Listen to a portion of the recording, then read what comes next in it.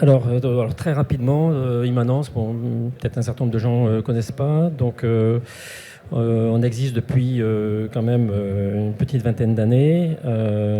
On va vous proposer faire le tour donc, de Phoenix Services, qui est donc un ensemble de plateformes de services pour l'éditeur, puisque là, c'est le sujet du jour. On a aussi une activité complémentaire de distribution, donc de l'achat de presse pour la revente de presse. Aujourd'hui, on a 2000 publications grand public et professionnelles en production. Donc tout ce que vous connaissez de quotidien, de PQR et bien sûr magazines, y compris bien sûr des publications professionnelles. Voilà, on est une trentaine de personnes et on est sur Palaiseau. Bon, le cœur du sujet, il est là, c'est-à-dire qu'on a regroupé en fait un certain nombre de plateformes en fait que nous avons élaborées au fur et à mesure des années, qu'on a regroupées sous le vocable de Phoenix Services. Les petites pastilles bleues, c'est ce qu'on fait. Alors, vous allez retrouver, donc, et je le détaillerai un petit peu plus tard, vous allez retrouver donc, tout ce qui permet de construire des kiosques digitaux, donc de lecture et donc, à travers une liseuse et puis le kiosque pour présenter donc, les publications. On a Phoenix Shop, donc, qui est un site qui permet de prendre les commandes, d'exposer en fait, des offres, de prendre les commandes et ensuite de les gérer. Phoenix Abo, qui est le complément des deux premiers composants pour la partie gestion d'abonnement. Jusqu'à présent, Immanence savait gérer plutôt pas trop mal des abonnements digitaux.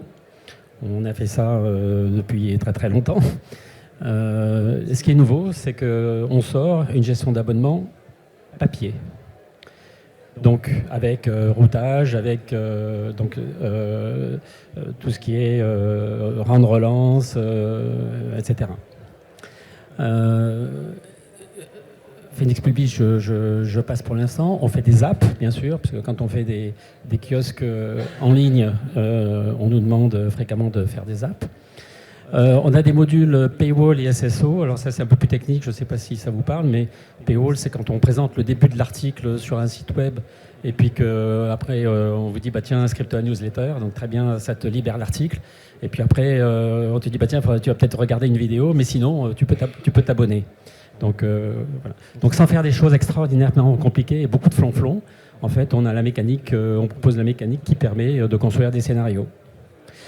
SSO, alors c'est encore plus technique, je pense que je ne sais pas si ça vous intéresse, mais en fait c'est un module d'administration qui est implémenté sur les sites web et qui permet d'avoir un seul login mot de passe pour tous les services qui sont proposés. Donc c'est un module technique qui est enfoui et qui surtout doit se faire oublier. Phoenix AI, donc on fait des choses dans le domaine du search et dans le domaine de l'accessibilité. Et puis on a aussi un module de SEO qui permet de créer des sitemaps automatiques sur la base de tous les articles dont nous disposons dans les archives, puisque tous les ans aujourd'hui actuellement on produit de 140 000 numéros par an et de l'ordre de 150 000 articles par mois. Donc tout ça, quand on récupère l'antériorité, ça nous arrive de temps en temps, quand on récupère l'antériorité d'un éditeur, eh bien, ça nous permet de le valoriser sur Google.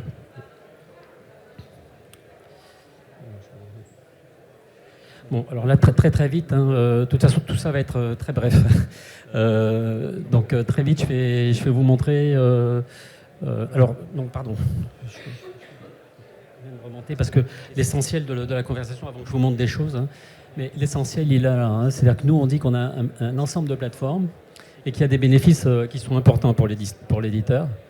D'abord, la performance et la cohérence de la solution métier. Parce qu'en fait, ces briques, elles sont faites pour fonctionner ensemble. Simplification de la chaîne digitale. Ça va d'ailleurs avec la limitation des coûts, setup et exploitation. C'est-à-dire que, en gros, vous avez... alors bien sûr, pas pour Le Figaro, hein, on n'ambitionne pas de placer toutes ces plateformes pour Le Figaro, hein, bien sûr. Mais pour un éditeur, je dirais, plus modeste, en fait, on peut être le one-stop shop pour la diffusion. Voilà, c'est un peu ce qu'on propose. Donc ça permet donc de proposer un seul interlocuteur, de limiter les coûts de setup et surtout d'exploitation, une maintenance qui est évidemment facilitée.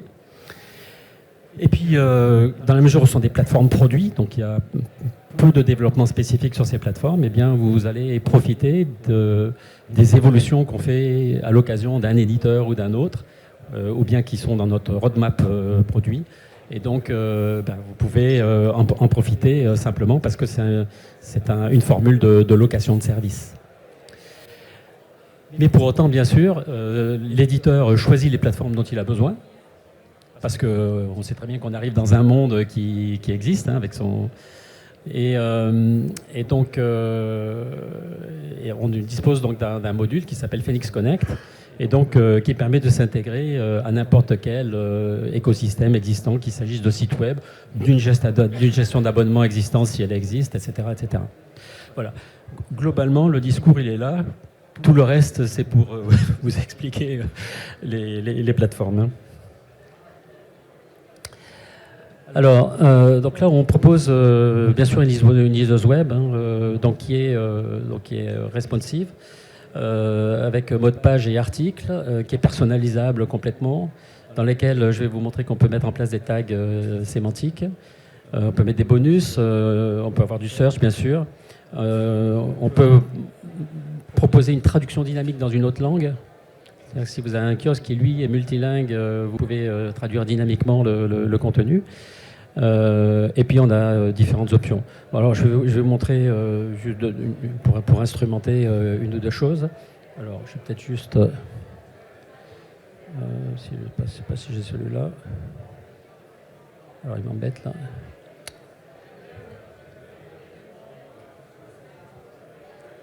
Voilà, bon, très simplement, hein, c'est une liseuse, hein, donc je peux zoomer, je peux dézoomer, j'ai un chemin de fer, j'ai un sommaire ici, enfin voilà. Donc ce qui est intéressant, c'est donc dans le mode article ici, j'ai, en fait tout est templétisable, hein, c'est-à-dire que je peux mettre des photos, ne pas en mettre, je peux mettre les pubs, mais je vais y revenir après. On a la possibilité donc de proposer en fait le tagging, c'est-à-dire qu'avant même d'avoir complètement lu l'article, donc sur un navigateur et donc en particulier sur un smartphone, je peux comprendre de quoi il s'agit. Donc il s'agit de vaccination, de débat, de concurrence, etc. On a parlé d'Emmanuel Macron, de Valérie Pécresse, etc. Et donc les mots en fait ici sont surlignés. Alors c'est une zappette, hein, je peux la mettre ou l'enlever. Voilà.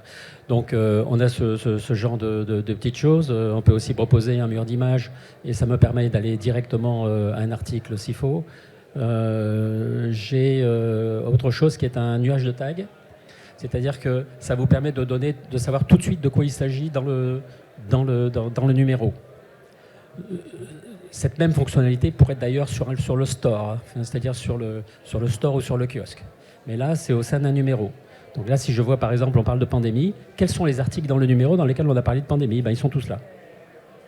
Et donc là, je peux essayer de... Voilà, hop. Et donc là-dedans, on a parlé...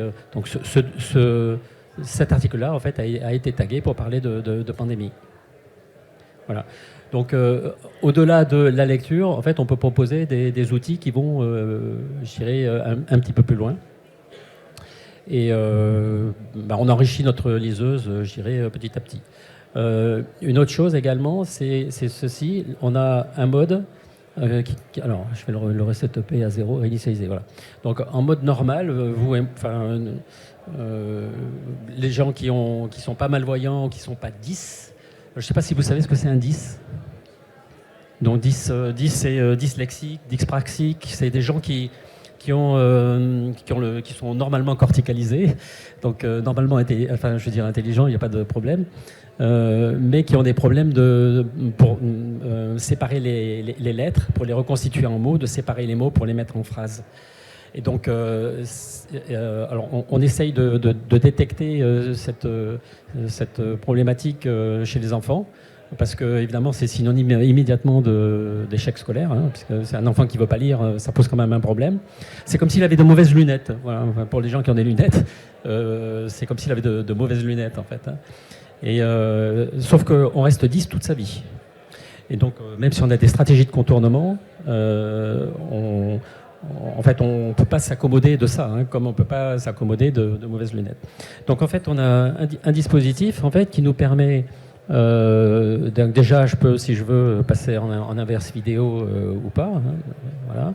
Après, je peux modifier la taille du texte, mais surtout, comme je disais tout à l'heure, je fais n'importe quoi parce que bon, voilà. Mais voilà, c'est-à-dire qu'on peut très bien modifier en fait la hauteur des lignes, l'espace. Voilà. Et donc ceci, en fait, c'est l'outil adapté en fait pour les disques. Le disque va se faire ses propres réglages. Il y a des gens qui proposent des polices 10. Normalement, ça ne sert à rien. Voilà. Les 10, j'ai oublié de vous dire, c'est entre 5 et 7 millions de personnes en France. Tout le monde, c'est un truc dont personne ne parle, comme beaucoup de choses parfois, mais c'est entre 5 et 7 millions. Et donc, ça vient aussi avec la possibilité d'avoir, bon là vous ne l'entendez pas, il faudrait que je branche le son, mais on a une synthèse qui est plutôt très très bonne, qui est une synthèse neuronale. Et on a donc la possibilité de voir le karaoké. Donc pareil, pour les gens qui ont du mal à identifier, eh bien c'est une aide. On peut viser aussi les allophones avec ça, c'est-à-dire les gens qui ne parlent pas très bien français et qui veulent lire quand même. Voilà. Nous, typiquement, c'est un mécanisme que nous avons implémenté. Et donc, on l'a implémenté parce que on avait un besoin, ça nous faisait plaisir, mais il est potentiellement disponible pour tous les éditeurs avec lesquels on serait capable de travailler. Donc, ça instrumente ce que je disais tout à l'heure par rapport au partage des évolutions. Voilà, donc ça donne ça. Peut-être vous montrer alors des choses juste très rapides. Alors, c'est pas ça, pardon. Des choses peut-être un peu plus travaillées. Donc ça, c'est une publication qui s'appelle Numéro. Donc, vous voyez, on peut faire des sommaires qui sont plus sympas. Voilà. Donc ça, c'est sur smartphone, c'est quand même plus sympa que d'avoir une liste. Donc ça, c'est des choses qu'on sait faire. Chez nous, tout est templétisable. Tout est réglable, tout est templétisable. Ça fait des sommaires qui sont quand même... voilà, qui peuvent être sympas. C'est pas plus difficile. Hein. C'est juste faire l'effort de templétiser et de faire des choses sympas. Voilà. Donc ça, je voulais vous montrer ça. Après, la pub. Alors la pub, c'est... voilà. Donc ça, c'est juste un document exemple pour instrumenter, hein, c'est pas un vrai. Donc là, typiquement, bon là, je peux avoir des publicités avec des choses qui se lancent automatiquement, éventuellement. Voilà. Donc là, c'est des choses sur lesquelles je devais devoir cliquer pour pouvoir la lancer. Là, je peux avoir, pareil, quelque chose qui se lance automatiquement. Alors, ce qui est intéressant, c'est la chose suivante, c'est qu'on a aussi instrumenté pour que... Alors, attends, il faut que j'arrive au début. Voilà. Donc là, par exemple, hop, je passe en mode article. Je peux juste passer une demi-seconde là-dessus, parce que c'est plutôt intéressant. C'est-à-dire qu'on a la possibilité d'intégrer, quand on a une pub pleine page, en mode article, on la représente par une pub pleine page. C'est un article. Mais quand je suis dans mode article, si j'ai une pub qui est quart de page ou huitième de page, bah, c'est un problème si elle a la même taille que la pleine page. Je veux dire, l'annonceur n'est pas forcément super content. Donc, du coup, on a un mécanisme qui nous permet de réintégrer l'article à l'intérieur, la pub à l'intérieur de l'article. Éventuellement, par choix, en mettant un en majesté en haut. Voilà. Donc là, typiquement, si je clique ici, je vais vers la pub. Ceci ici n'est pas... Alors, il m'a gardé l'accessibilité, excusez-moi. Voilà. Si je vais à la fin, là, j'ai la photo du numéro, enfin de l'article, donc qui reste là avec la légende, etc. D'accord ? Donc l'idée, c'est donc de pouvoir intégrer la publicité en mode article, qui donc est un permet de mettre en valeur en fait la publicité pour l'annonceur. Après, l'autre chose qui est intéressante, c'est celle-ci. Vous voyez, tout à l'heure, j'avais ici une pub avec une vidéo. Et en fait, la vidéo, quand je suis en mode article, on la lance en haut. Alors ça, sur smartphone, ben, c'est intéressant parce que je swipe et donc automatiquement, j'ai ma vidéo qui se lance en haut. Donc vous pouvez instrumenter le mode article donc de deux façons, soit en réintégrant des pubs qui étaient dans le magazine, soit en proposant une visualisation de l'instrumentation vidéo. Voilà. Et ça, pour nous, c'est du produit. Hein. Donc, pareil, vous pouvez en profiter si ça vous intéresse. Voilà, donc le genre de choses qu'on peut faire. Et donc, ça, vous pouvez le vendre, hein, surtout. C'est un peu l'intérêt. Voilà. Ensuite, on a donc ce qu'on appelle parce qu'une liseuse tout seul, ça ne sert à rien. Donc, on a besoin d'une factory. Et donc, pour pouvoir traiter une Kiosque Factory, voilà. Alors, je ne sais pas si c'est celui-là que j'ai. Ah non, ça c'est autre chose, pardon, c'est ça. Voilà. Donc en fait, on a une Kiosque Factory, c'est-à-dire un produit, une plateforme qui nous permet avec des paramétrages qui peuvent être très poussés, en fait, de construire des kiosques à la vitesse grand V. Donc, évidemment, ça nous intéresse, parce que c'est une question de productivité quand on travaille avec les éditeurs, mais c'est aussi très intéressant pour l'éditeur. Voilà. Donc tout ça, c'est du paramétrage. Je vous en montre un, mais on en a plein d'autres différents. Hein. Alors, tout ça s'articule avec Phoenix Shop, alors qui est derrière ici. Thématique. Oui, alors je peux vous montrer aussi ça, les thématiques. Bon, ça c'est un autre mécanisme qu'on a. C'est pas celui-là. Pardon, excusez-moi. Ici, c'est une thématique, il est là. Hop. Voilà. Donc ça c'est un autre principe qui permet de construire des dossiers. Quand l'éditeur dispose d'une antérieur, mettons de 10, 15, 20 ans, et puis qu'il y a une actualité, eh bien, c'est intéressant de rassembler les articles, les meilleurs articles qu'on a pu écrire sur un sujet, et de les présenter sous une forme qui est une forme rassemblée, voilà, comme un dossier. Donc c'est différent d'un moteur de recherche, c'est différent d'un numéro, ça s'appelle un dossier. Donc ça, c'est des choses qu'on peut mettre en place aussi. Il y a un back-office pour ça très spécifique. Donc ici, voilà, donc on a donc un module donc je vous ai présenté tout à l'heure, donc qui s'appelle Phoenix Shop et donc qui permet, là pareil, c'est par simple paramétrage en fait, de propulser les offres sur un shop. Les offres étant, alors j'y reviendrai plus tard, mais au numéro, de l'ADL, de l'ADD, du crédit, enfin voilà, on peut faire à peu près tout ça. Et bien sûr, on sait prendre des commandes qui sont digitales et papier. On s'appuie sur Stripe, on gère tout ce qu'il faut en termes de TVA, frais de port, c'est en France, c'est pas en France, c'est taux réduit, c'est pas taux réduit, etc. Et on a un module aussi qui est Extended qui permet de gérer ce qui n'est pas de la presse, ce qui n'est pas de la publication périodique, c'est-à-dire des livres, des objets, des abonnements à des ressources, etc.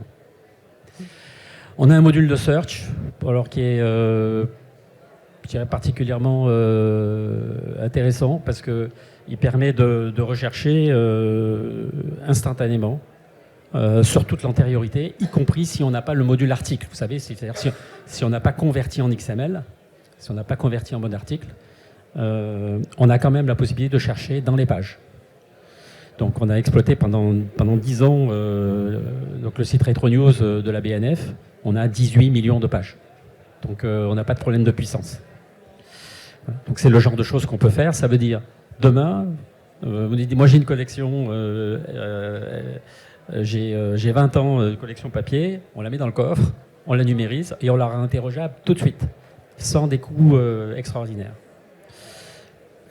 Malgré tout, quand on a les XML, on n'est pas capable de proposer dans le moteur de recherche, grâce aux tags dont je parlais tout à l'heure, des tags sémantiques, on est capable de proposer des facettes.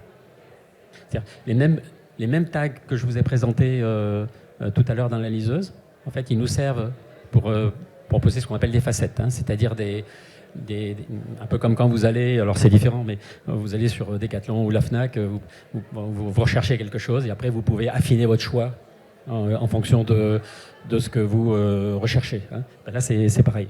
Donc je peux demander sur un sujet, mais je veux Macron, mais je veux pas Barnier, mais je veux, j'en sais rien, quelqu'un d'autre. Enfin voilà. Donc ça, c'est des choses qu'on sait faire pour nous, qui sont dans les plateformes. Hein. Bien sûr, on fait des apps. Donc là, je ne vais pas vous montrer des apps, mais donc on fait des apps, bien sûr. Où globalement, on est une liaiseuse qui a à peu près les mêmes fonctionnalités. C'est-à-dire un mode article. Voilà, on peut faire des pages, on peut télécharger les numéros. Voilà. Et on s'est intégré des flux articles, parce que souvent, il y a le numéro, mais on nous demande d'intégrer en fait des flux articles. Voilà. Donc ça, c'est ce qu'on fait. Voilà, j'ai pris l'exemple, par exemple, de l'Humanité. Donc qui permet de proposer ça. Alors, tout ça, c'était relativement du front. Ce qui est nouveau là aujourd'hui, c'est Phoenix, donc Phoenix Abo. Alors, je ne vais pas aller dans les détails là, de tous les menus parce que ça va être compliqué.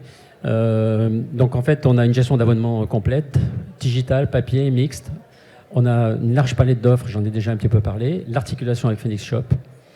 On a un back-office complet pour la relation client et le full. Bien sûr, on peut générer des fichiers de routage. On gère les stocks, y compris de plusieurs endroits de stock. Bon, bah, on produit les états de gestion nécessaires, hein, la dette abonnée, les abonnés. On a surtout une articulation complète avec le plan comptable. Vous paramétrez votre plan comptable de classe 7, de classe 4 et de compte de TVA. Et donc, on est capable de déverser en compta immédiatement tout ce qui a été, commandé. C'est articulé, donc on propose aussi une automation avec des rangs de relance. Et on intègre un CRM qui s'appelle Brevo. On peut en intégrer d'autres, hein, mais bon, aujourd'hui, on a commencé par celui-là. Alors, bon, très vite, hein, voilà. Donc on a une richesse d'offres qui est vraiment très très importante. Ici, ce que je vous disais tout à l'heure, hein, on peut avoir des modes access, des crédits. Access, ça veut dire on donne accès à toute l'antériorité. Donc ça en tant que prime à l'abonnement, hein, d'une certaine façon. On peut avoir des bundles. Je gère des abonnements à 2 ou 3 publications simultanées, des crédits numéros. Enfin voilà, on peut faire à peu près tout ce qu'on veut. Et donc voilà le type de menu qu'on a. Donc après, je peux éditer, je peux modifier, je peux supprimer, je peux voir, enfin voilà. Bon là, c'est voilà, typiquement un menu commande. Ben, je déclare, je peux déclarer mes commandes et puis après, donc je peux aller les lister. Voilà, donc il y a un certain nombre de commandes que j'ai et puis donc là c'est pareil, je peux aller éditer, rentrer. Bon voilà, donc ça évidemment, on a une installation automatique, hein, c'est-à-dire que à partir du moment où la commande est prise. Alors le papier, ben, ça va être du papier et le digital, ben, ça s'articule avec ce que je vous ai montré tout à l'heure, puisque c'était quand même notre premier métier. Donc la coopération avec Phoenix CRM, donc ça, c'est une intégration, hein, c'est-à-dire que ce qu'on demande en fait à Phoenix CRM, c'est de gérer les informations contacts qui sont personnalisées. Parfois, vous avez des éditeurs, ils ont des fiches comme ça de segmentation qui sont très importantes. Donc ça, on préfère le mettre dans le CRM parce que derrière, ça permet de faire des recherches, de croiser, de faire des mailings, voilà. Donc la gestion des contacts, en fait, elle peut être aussi associée à des notions de liste, hein, selon le statut. Donc abonné à une offre, prospect, etc. Alors, il y a une synchronisation. Hein. Donc, dès que quelqu'un est abonné, pof, il arrive dans une liste dans Brevo, c'est automatique. Alors, évidemment, ça fait le templating et l'envoi des emails, mais ça, c'est pas nous qui faisons. Et puis, par contre, on utilise les process d'automation. Bon, donc voilà, typiquement, c'est des états, mais ça, c'est pas nous, hein, des états Brevo. Et donc, toute la puissance de l'outil ou d'un autre outil, hein, mais est à votre. Voilà. Là, voilà le type d'automation, ça c'est directement dans l'outil qui permet de dire. Alors, quand il te reste moins 30 jours, alors tu fais ça. Sinon, alors tu fais ça. Ou alors tu fais ça. Voilà. Donc nous, on exploite simplement cet outil-là. On a un paywall. Donc, j'en parlais tout à l'heure.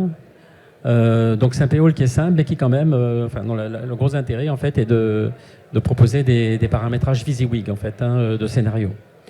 Donc, donc ça définit les conditions de libération de l'article, avec les actions à exécuter, ce qu'on a dit tout à l'heure, j'arrive la première fois, il se passe quelque chose, etc. Bon. Donc les textes à afficher, tout ça est WYSIWYG, je n'ai pas besoin de faire du HTML, tout ça c'est... Il y a de la CSS quand même, je pense, oui. Oui, mais c'est très modeste. Donc on peut aller plus loin, mais il y a déjà, voilà, de base, il y a déjà des choses qui sont déjà bien. Voilà, donc le rendu, ça c'est si vraiment on voulait faire des choses, voilà. On peut intégrer son logo, etc. Et puis donc les liens à utiliser après pour aller vers la gestion d'abonnement, puisque soit je présente des trucs, soit je fais du gratuit, soit je fais de la vidéo, soit je dis abonne-toi à ceci. Voilà. Phoenix Data, évidemment, tout ça nécessite d'avoir une visibilité sur comment le service est exploité. Alors on a deux types de stats. On a des stats qui sont gérés directement par Phoenix, et donc qui sont des stats de conso, on appelle ça, c'est-à-dire le nombre de documents ouverts, de première ouverture, etc., etc. Et puis on a des choses plus poussées, en fait, on remonte en fait toute l'activité dans un Google Analytics, et après on propose des tableaux, des premiers tableaux, on va dire, voilà, qui vont vous permettre de savoir si le numéro a été lu, quelle page a été lue, pourquoi, quand, etc. Enfin, voilà. Donc tout ça, chez nous, ça s'appelle Press Data. Voilà, je ne suis pas très loin de la fin. Là, ça, c'est une autre urbanisation en fait, des plateformes que je propose tout à l'heure avec la fonction, on va dire, là, et le nom. Alors, quand c'est en rouge chez nous, quand c'est en bleu, c'est pas nous. Enfin, c'est pas nous, c'est pas notre techno, même si c'est pas notre techno.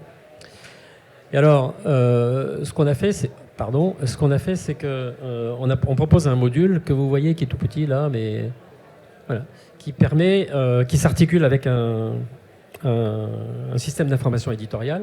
Bon, en l'occurrence, c'est Sweep. Après, ça pourrait être un autre. Enfin, en l'occurrence, on travaille aussi, avec Sweep qui est un petit peu plus loin là, sur le salon, bien sûr. Et donc, dans le système d'information éditoriale, qu'est-ce qu'on fait ? On crée les contenus, bien sûr, pour le print, mais on les crée aussi pour le web. Et donc, nous, on fait notre affaire, en fait, de la réalisation du site web. À partir d'une alimentation, d'une contribution, on va dire, qui est réalisée dans le système d'information éditoriale.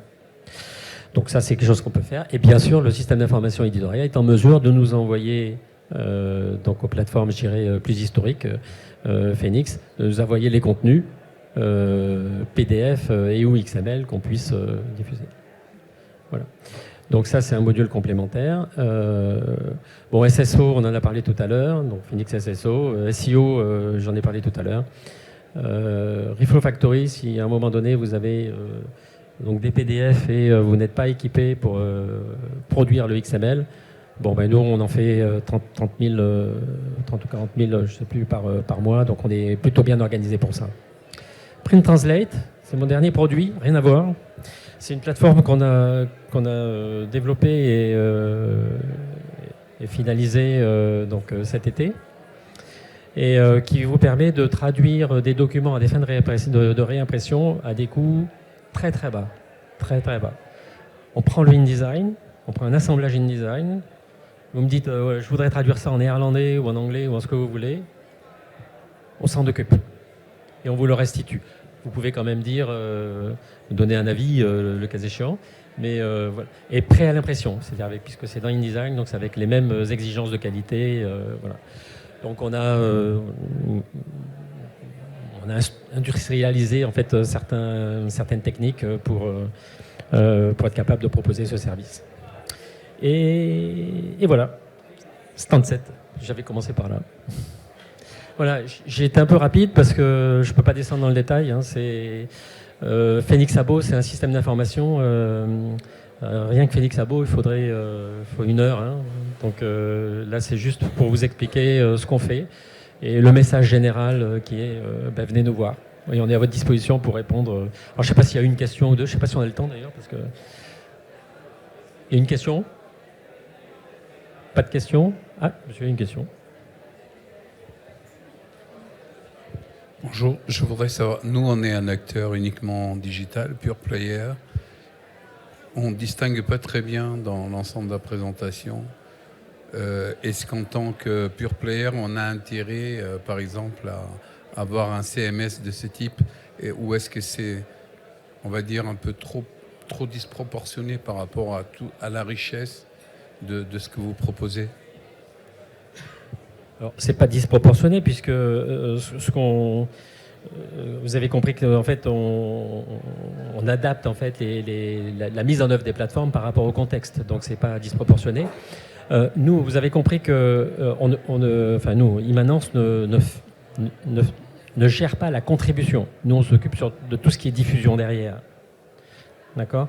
La contribution, c'est-à-dire pour faire justement dans un CMS, soit vous faites ça directement dans un WordPress ou autre, voilà, soit vous allez voir les gens qui sur le salon font un système d'information éditorial, dont Sweep. Hein.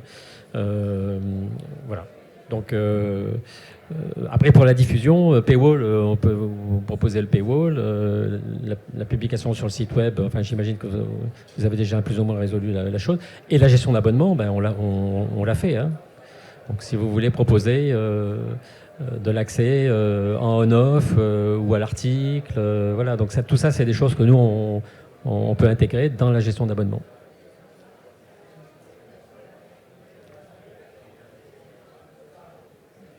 Pas d'autres questions ?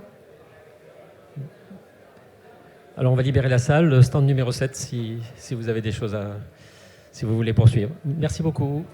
Au revoir.